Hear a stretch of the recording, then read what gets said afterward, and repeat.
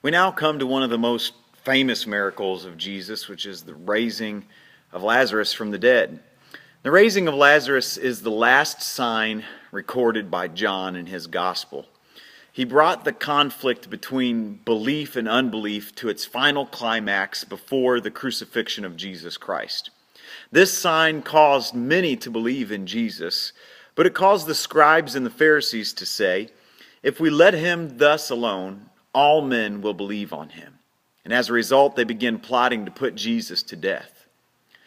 While Jesus was still in Perea, a message arrived from Bethany of Judea stating that Lazarus was dying.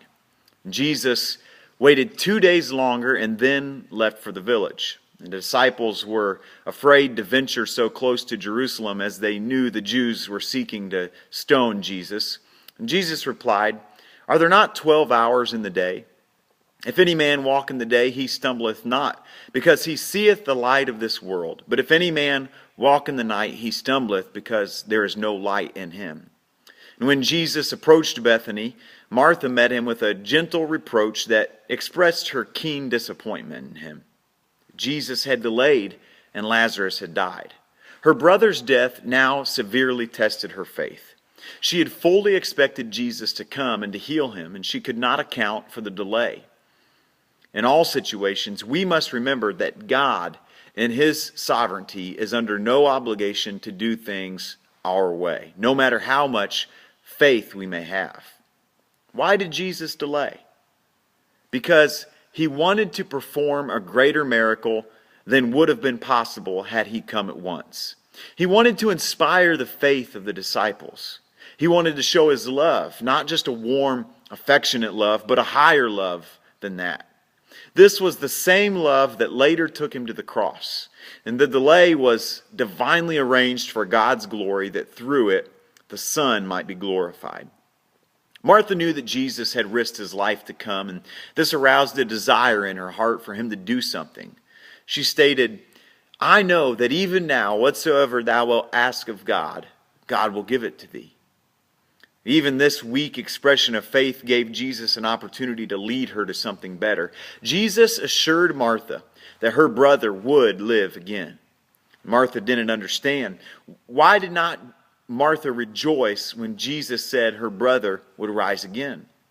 She had faith in the past and future, but not for the present.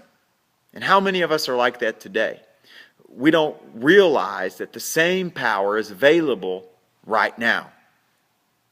Going to the tomb, Jesus called for the stone to be rolled away. He could have rolled it away by His miraculous power, but He wanted to test the faith of the people by asking them to do something that looked foolish to the natural eye. This test was much too practical for Martha. Immediately, Jesus checked Martha's unbelief by a sharp, though not harsh, rebuke. He wanted to challenge her and restore her to the place of faith. He wanted to take her eyes off circumstances and place them on Himself. He wanted her to look to Him to destroy the power of death and rob it of its sting. And in His prayer, He said in effect, "If God does not work through me now, then reject me as an impostor. And if He does, yield to me as the Messiah." With the authority of all heaven, Jesus then commanded, "Lazarus, come forth." To the utter amazement of the crowd, the bound figure of Lazarus appeared at the mouth of the tomb. Jesus then further instructed, "Loose him and let him go."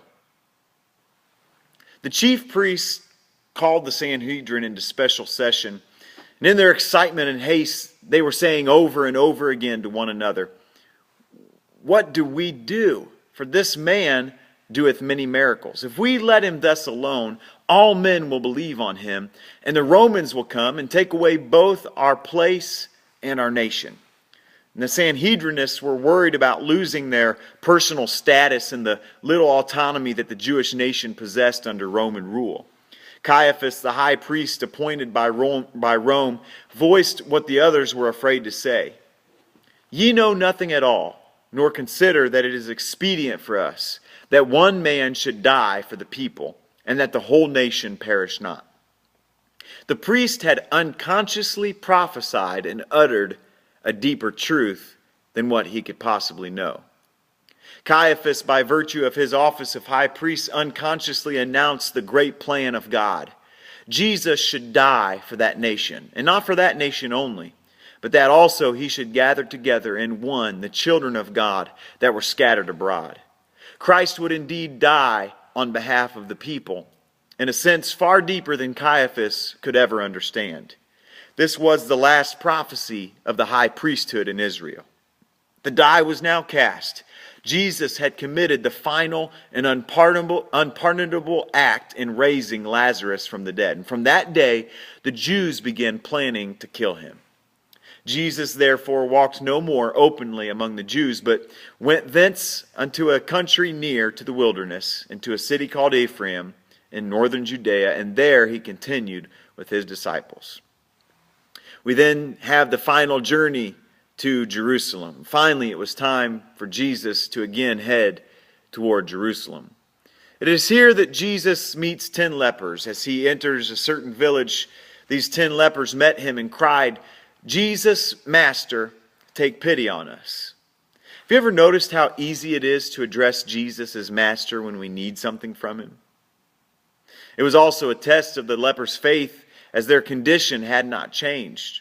And as they went, they were cleansed of their dreaded disease. And while 9 hastened on to the priest, greatly anticipating to end their social isolation and glad reunion with their family and friends, 1 returned and threw himself at the feet of Jesus in grateful worship. 10 had received the blessing, but only 1 was thankful. Where were the 9? Jesus asked. The 9 characterized Jewish ingratitude.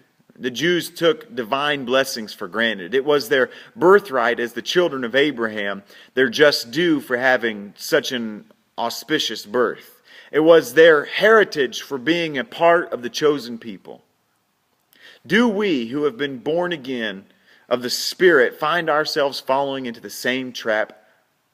Instead of finding thankfulness where it should have been in the 9 Jews, Jesus found it in the 1, a Samaritan, who returned praising God with a loud voice, falling at the feet of Jesus and thanking him for the miracles.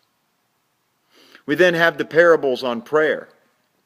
Jesus taught lessons on the necessity of persistence and humility in prayer for deliverance. There's the parable of the unjust judge. And the parable of the unjust judge illustrates the need of importunity in prayer. It was given to show the necessity of praying continually and not giving up under difficult and discouraging circumstances.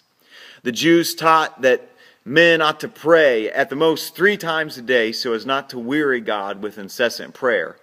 Jesus taught that we should pray always and about everything, not to lose heart, turn coward, or to give in to evil, but persist and faint not.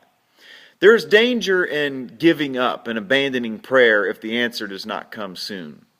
The parable of the unjust judge warned against this tendency.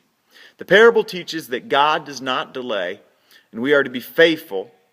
It teaches that God does delay, and that in those delays we are to be faithful, persistent, and faith-filled in our praying. We must pray continually in all circumstances and not get discouraged and give way to evil. When Jesus returns to earth, will he find this kind of persistent faith and faithfulness as this on earth? This is the great challenge for his people today. We then have the parable of the Pharisees and the publican. Luke connected the parable of the Pharisee and the publican with that of the unjust judge.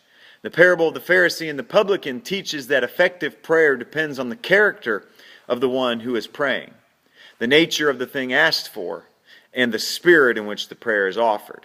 This is the lesson that Jesus wanted to teach both his disciples and the Pharisees concerning the character of true prayer. Jesus then gives a lesson on divorce. The popularity of Jesus was more than his enemies could possibly bear. If they could only bring up some decisive question that would make him unpopular with the people, then perhaps they could gain the upper hand. They sought for such an issue and soon found it, for the divorce question was a burning one then as it is today. They asked, "Is it lawful for a man to put away his wife for every cause?" Appealing to God's original law of marriage instituted by the Creator in Genesis chapter 2 and verse 24 at the first wedding, Jesus answered, Did you never read that the Creator from the beginning made them male and female? At the beginning of the race, God created one woman for one man, each suited for the other.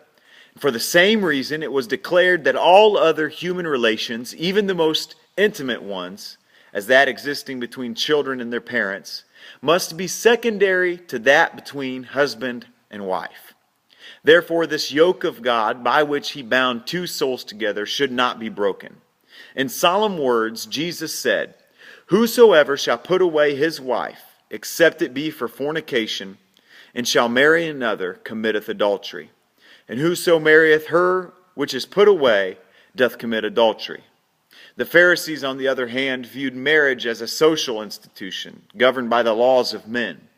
Christ showed that marriage was a divine institution, governed by the laws of God.